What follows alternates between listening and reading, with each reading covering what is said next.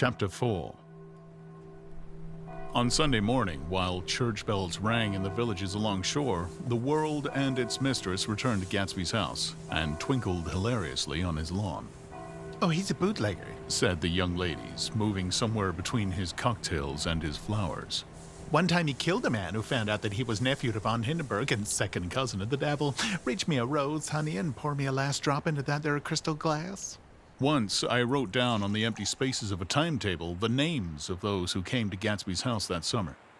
It is an old timetable now, disintegrating at its folds, and headed, "This schedule in effect July 5th, 1922, but I can still read the gray names, and they will give you a better impression than my generalities of those who accepted Gatsby's hospitality and paid him the subtle tribute of knowing nothing whatever about him.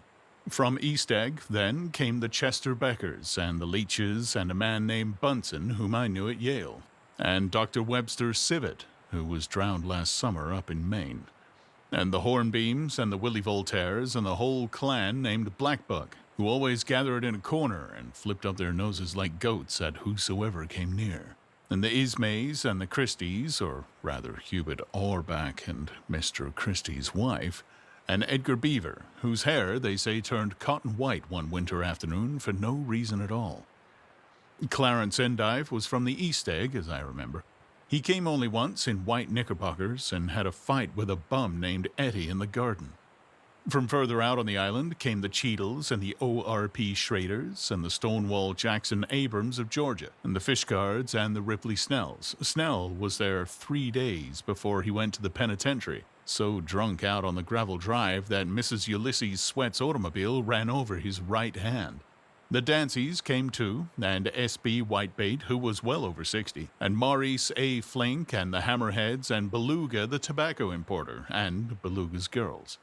From West Egg came the Poles and the Mulreadys and Cecil Roebuck and Cecil Schoen and Gulick the state senator and Newton Orchid, who controlled films par excellence, and Eckhost and Clyde Cohen and Don S. Schwartz the son, and Arthur McCarty, all connected with the movies in one way or another.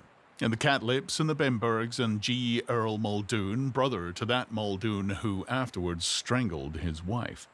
De Fontano, the promoter, came there, and Egg Legro and James B. Rotgut Ferret and the De Jongs and Ernest Lilly, they came to gamble. And when Ferret wandered into the garden, it meant he was cleaned out, and associated traction would have to fluctuate profitably the next day.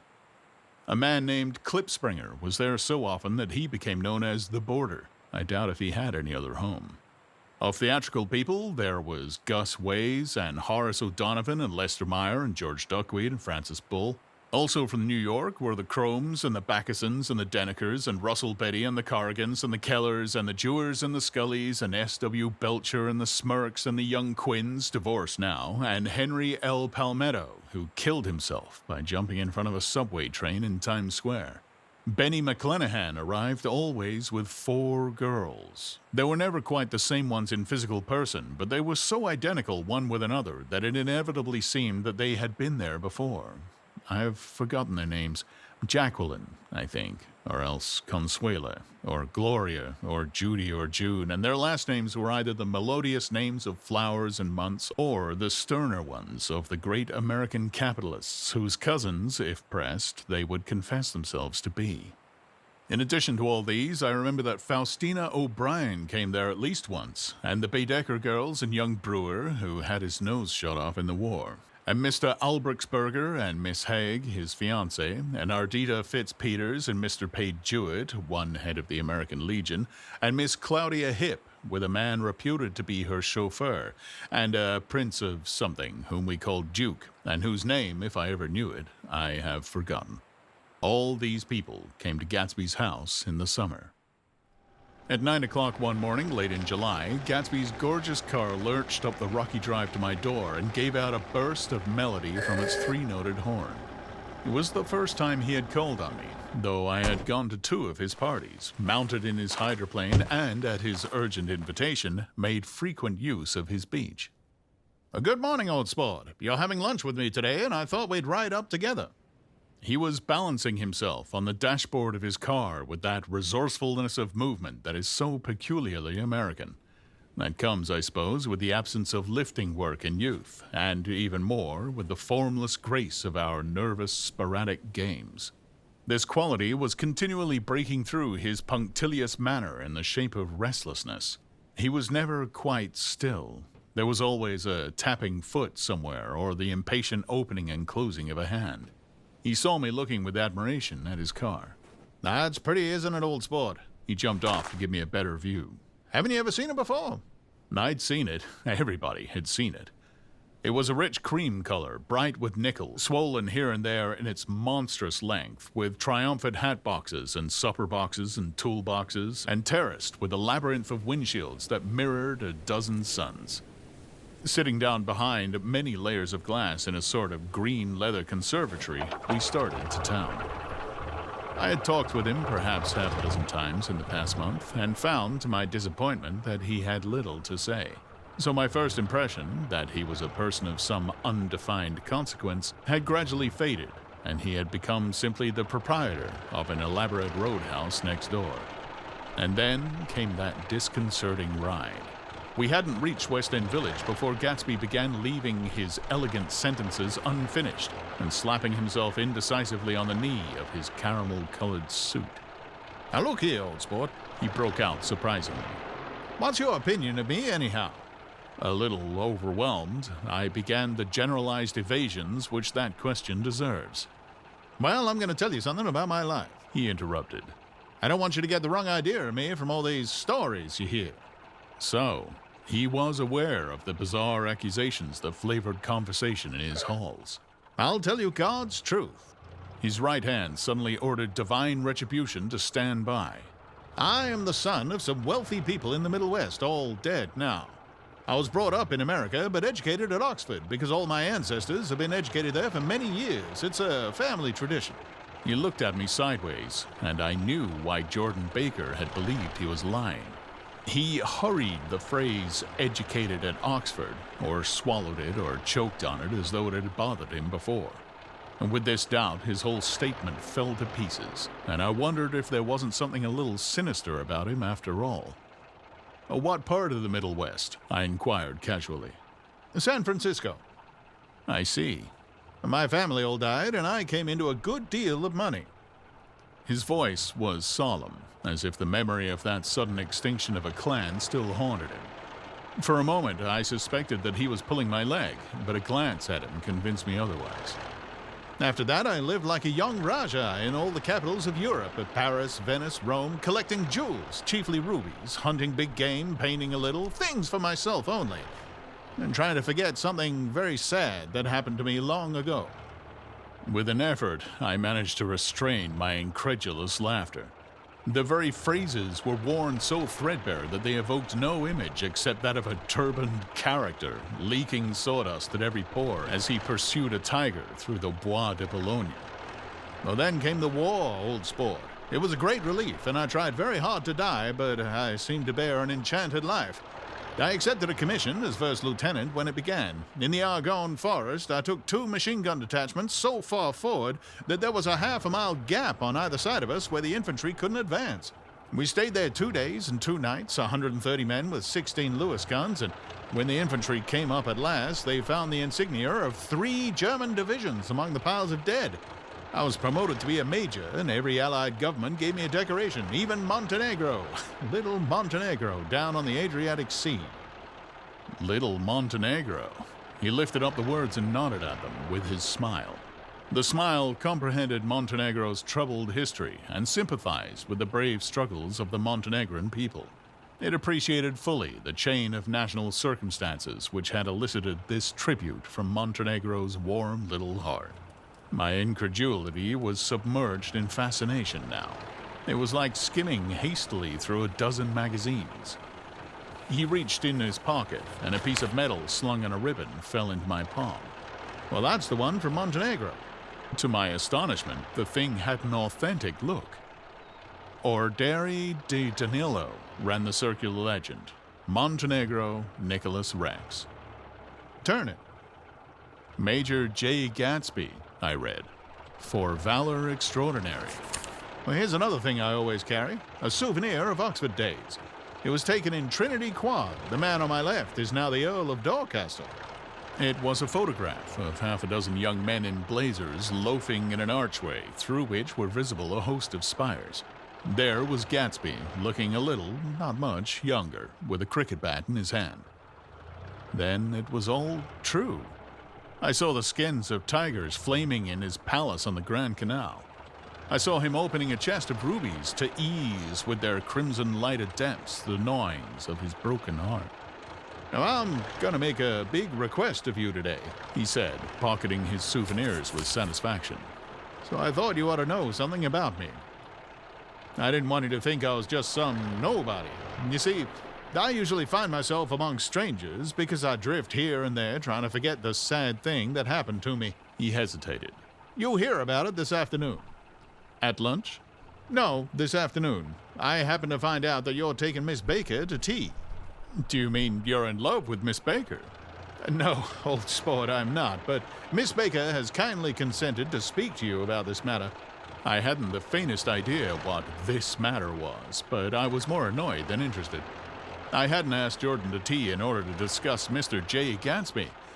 I was sure the request would be something utterly fantastic, and for a moment I was sorry I'd ever set foot upon his overpopulated lawn. He wouldn't say another word. His correctness grew on him as we neared the city.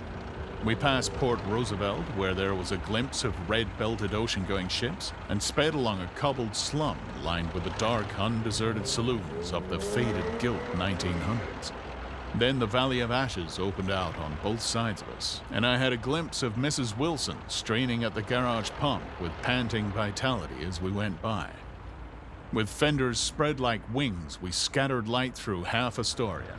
Only half, for as we twisted among the pillars of the elevated, I heard the familiar jug-jug spat of a motorcycle, and a frantic policeman rode alongside. All right, old sport, Called Gatsby. We slowed down. Taking a white card from his wallet, he waved it before the man's eyes. Yeah, right you are, Agreed the policeman, tipping his cap. Know you next time, Mr. Gatsby. Excuse me. What was that? I inquired. The picture of Oxford. I was able to do the commissioner a favor once, and he sends me a Christmas card every year. Over the Great Bridge, with the sunlight through the girders making a constant flicker upon the moving cars, with the city rising up across the river in white heaps and sugar lumps, all built with a wish out of non-olfactory money. The city seen from the Queensborough Bridge is always the city seen for the first time, in its first wild promise of all the mystery and the beauty in the world. A dead man passed us in a hearse heaped with blooms, followed by 2 carriages with drawn blinds, and by more cheerful carriages for friends. The friends looked out at us with the tragic eyes and short upper lips of southeastern Europe, and I was glad that the sight of Gatsby's splendid car was included in their somber holiday. As we crossed Blackwell's Island, a limousine passed us, driven by a white chauffeur, in which sat 3 modish Negroes, 2 bucks and a girl. I laughed aloud as the yolks of their eyeballs rolled toward us in haughty rivalry. Anything can happen now that we've slid over this bridge, I thought. Anything at all. Even Gatsby could happen, without any particular wonder. Roaring noon. In a well-fanned 42nd Street cellar, I met Gatsby for lunch. Blinking away the brightness of the street outside, my eyes picked him out obscurely in the anteroom, talking to another man. Mr. Carraway, this is my friend, Mr. Wolfsheim. A small, flat-nosed Jewish man raised his large head and regarded me with 2 fine growths of hair which luxuriated in either nostril. After a moment, I discovered his tiny eyes in the half-darkness. So I took one look at him. Said Mr. Wolfsheim, shaking my hand earnestly. And what do you think I did? What? I inquired politely. But evidently he was not addressing me, for he dropped my hand and covered Gatsby with his expressive nose. I handed the money to Catspaw and I said, "All right, Catspaw, don't pay him a penny till he shuts his mouth." He shut it then and there. Gatsby took an arm of each of us and moved forward into the restaurant, whereupon Mr. Wolfsheim swallowed a new sentence he was starting and lapsed into a somnambulatory abstraction. Eyeballs, asked the head waiter. This is a nice restaurant here, said Mr. Wolfsheim, looking at the Presbyterian nymphs on the ceiling. but I like across the street better. Yes, highballs. Agreed Gatsby, and then to Mr. Wolfsheim. It's too hot over there. Hot and small, yes, Said Mr. Wolfsheim. but full of memories. What place is that? I asked. The old Metropole.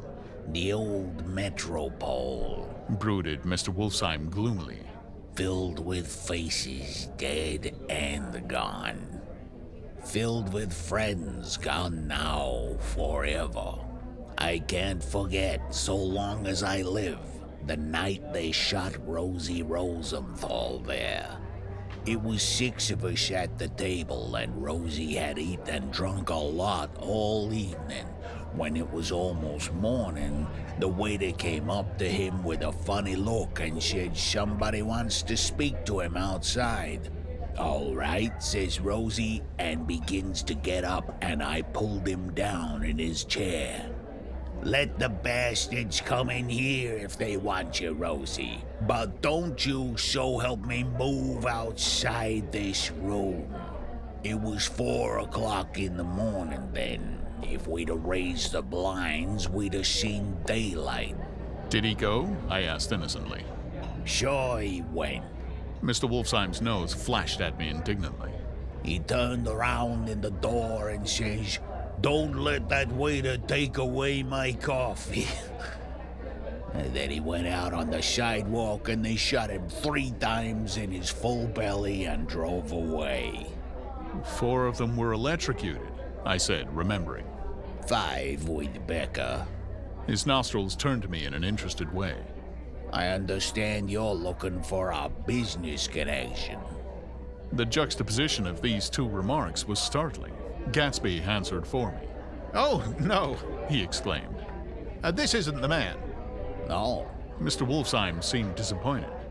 This is just a friend. I told you we'd talk about that some other time. I beg your pardon. Said Mr. Wolfsheim. I had the wrong man. A succulent hash arrived, and Mr. Wolfsheim, forgetting the more sentimental atmosphere of the old metropole, began to eat with ferocious delicacy. His eyes, meanwhile, roved very slowly all around the room. He completed the arc by turning to inspect the people directly behind. I think that, except for my presence, he would have taken one short glance beneath our own table. Now look here, old sport. Said Gatsby, leaning towards me. I'm afraid I made you a little angry this morning in the car. There was the smile again, but this time I held out against it. I don't like mysteries, I answered. And I don't understand why you won't come out frankly and tell me what you want. Why has it all got to come through Miss Baker? Oh, it's nothing underhand. He assured me. Miss Baker's a great sportswoman, you know, and she'd never do anything that wasn't all right. Suddenly, he looked at his watch, jumped up, and hurried from the room, leaving me with Mr. Wolfsheim at the table. He has the telephone. Said Mr. Wolfsheim, following him with his eyes. Fine fellow, isn't he? Handsome to look at and a perfect gentleman. Yes. He's an Oxford man. Oh? He went to Oxford College in England. You know Oxford College? I've heard of it. It's one of the most famous colleges in the world. Have you known Gatsby for a long time? I inquired. Several years. He answered in a gratified way. I made the pleasure of his acquaintance just after the war, but I knew I had discovered a man of fine breeding after I talked with him an hour. I said to myself, there's the kind of man you'll like to take home and introduce to your mother and sister. He paused. I see you're looking at my cuff buttons. I hadn't been looking at them, but I did now. They were composed of oddly familiar pieces of ivory. Finest specimens of human molars. He informed me. Well, I inspected them. That's a very interesting idea. Yeah. He flipped his sleeves up under his coat. Yeah, Gatsby's very careful about women. He would never so much as look at a friend's wife.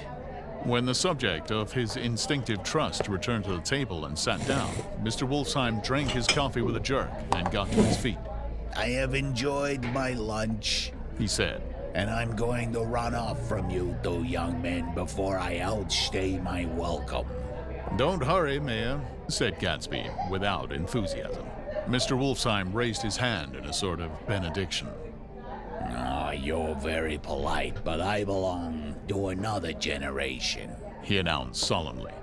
You sit here and discuss your sports and your young ladies and your... He supplied an imaginary noun with another wave of his hand. As for me, I am 50 years old, and I won't impose myself on you any longer. As he shook hands and turned away, his tragic nose was trembling. I wondered if I had said anything to offend him. He becomes very sentimental sometimes, Explained Gatsby. This is one of his sentimental days. He's quite a character around New York, a denizen of Broadway. Who is he anyhow? An actor? No. A dentist? Mayor Wolfsheim? No, he's a gambler. Gatsby hesitated, then added coolly. He's the man who fixed the World Series back in 1919. Fixed the World Series? I repeated. The idea staggered me. I remembered, of course, that the World Series had been fixed in 1919, but if I had thought of it at all, I would have thought of it as a thing that merely happened, the end of some inevitable chain. It never occurred to me that one man could start to play with the faith of 50 million people with the single-mindedness of a burglar blowing a safe. How did he happen to do that? I asked after a minute. He just saw the opportunity. Why isn't he in jail? They can't get him, old sport. He's a smart man. I insisted on paying the check. As the waiter brought my change, I caught sight of Tom Buchanan across the crowded room. "Come along with me for a minute," I said. "I've got to say hello to someone." When he saw us, Tom jumped up and took half a dozen steps in our direction. "Where have you been?" He demanded eagerly. "Daisy's furious because you haven't called up." "This is Mr. Gatsby, Mr. Buchanan." They shook hands briefly, and a strained, unfamiliar look of embarrassment came over Gatsby's face. "How have you been anyhow?" Demanded Tom of me. "How'd you happen to come up this far to eat?" "I've been having lunch with Mr. Gatsby." I turned towards Mr. Gatsby, but he was no longer there. One October day in 1917, Said Jordan Baker that afternoon, sitting up very straight on a straight chair in the tea garden at the Plaza Hotel. I was walking along from one place to another, half on the sidewalks and half on the lawns. I was happier on the lawns because I had on shoes from England with rubber knobs on the soles that bit into the soft ground. I had on a new plaid skirt that also blew a little in the wind. And whenever this happened, the red, white, and blue banners in front of all the houses stretched out stiff and said t-t-t-t in a disapproving way. The largest of the banners, and the largest of the lawns, belonged to Daisy Faye's house. She was just 18, 2 years older than me, and by far the most popular of all the young girls in Louisville. She dressed in white and had a little white roadster, and all day long the telephone rang in her house, and excited young officers from Camp Taylor demanded the privilege of monopolizing her that night. Anyways, for an hour. When I came opposite her house that morning, her white roadster was beside the curb, and she was sitting in it with a lieutenant I had never seen before. They were so engrossed in each other that she didn't see me until I was 5 feet away. "Hello, Jordan. She called, unexpectedly. Please, come here." I was flattered that she wanted to speak to me because of all the older girls, I admired her most. She asked me if I was going to the Red Cross and make bandages. I was. Well then, would I tell them that she couldn't come that day? The officer looked at Daisy while she was speaking, in a way that every young girl wants to be looked at sometime, and because it seemed romantic to me, I've remembered the incident ever since. His name was J. Gatsby, and I didn't lay eyes on him again for over 4 years. Even after I'd met him on Long Island, I didn't realize it was the same man. That was 1917. By the next year, I had a few beaux myself, and I began to play in tournaments, so I didn't see Daisy very often. She went with a slightly older crowd, when she went with anyone at all. Wild rumors were circulating about her, how her mother had found a pack in her bag one winter night to go to New York and say goodbye to a soldier who was going overseas. She was effectually prevented, but she wasn't on speaking terms with her family for several weeks. After that, she didn't play around with the soldiers anymore, but only with a few flat-footed, short-sighted young men in town who couldn't get into the army at all. By the next autumn, she was gay again. Gay as ever. She had a debut after the armistice, and in February, she was presumably engaged to a man from New Orleans. In June, she married Tom Buchanan of Chicago with more pomp and circumstance than Louisville ever knew before. He came down with 100 people in 4 private cars and hired a whole floor of the Sailbark Hotel. And the day before the wedding, he gave her a string of pearls valued at $350,000. I was bridesmaid. I came into her room half an hour before the bridal dinner and found her lying on her bed as lovely as the June night in her flowered dress. And as drunk as a monkey. She'd had a bottle of Sauterne in one hand and a letter in the other. Congratulate me. She muttered. Never had a drink before, but oh, how I do enjoy it. What's the matter, Daisy? I was scared, I can tell you. I'd never seen a girl like that before. Here, dearies. She groped around in a wastebasket she had with her on the bed and pulled out the string of pearls. Take 'em downstairs and give 'em back to whoever they belong to. It's how Daisy's changed her mind.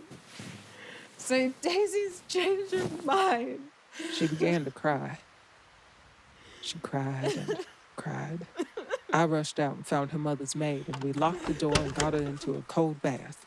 She wouldn't let go of the letter. She took it into the tub with her and squeezed it up into a wet ball, and only let me leave it in the soap dish when she saw that it was coming to pieces, like snow. But she didn't say another word. We gave her spirits of ammonia and put ice on her forehead and hooked her back into her dress, and half an hour later, when we walked out the room, the pearls were around her neck and the incident was over. Next day at 5 o'clock, she married Tom Buchanan without so much as a shiver and started off on a 3-month trip to the South Seas. I saw them in Santa Barbara when they came back, and I thought I'd never seen a girl so mad about her husband. If he left the room for a minute, she'd look around uneasily and say, Where's Tom gone? and wear the most abstracted expression until she saw him coming in the door. She used to sit on the sand with his head in her lap by the hour, rubbing her fingers over his eyes and looking at him with unfathomable delight. It was touching to see them together. It made you laugh in a hushed, fascinated way. That was in August. A week after I left Santa Barbara, Tom ran into a wagon on the Ventura Road one night and ripped a front wheel off his car. The girl who was with him got into the papers too because her arm was broken. She was one of the chambermaids in the Santa Barbara Hotel. The next April, Daisy had her little girl, and they went to France for a year. I saw them one spring in Cannes and later in Deauville, and then they came back to Chicago to settle down. Daisy was popular in Chicago, as you know. They moved with a fast crowd, all of them young and rich and wild, but she came out with an absolutely perfect reputation, perhaps because she doesn't drink. It's a great advantage not to drink among hard-drinking people. You can hold your tongue and, moreover, you can time any little irregularity of your own so that everybody else is so blind that they don't see or care. Perhaps Daisy never went in for amour at all, and yet there's something in that voice of hers. Well, about 6 weeks ago, she heard the name Gatsby for the first time in years. It was when I asked you, do you remember, if you knew Gatsby in West Egg? After you had gone home, she came into my room and woke me up and said, What Gatsby?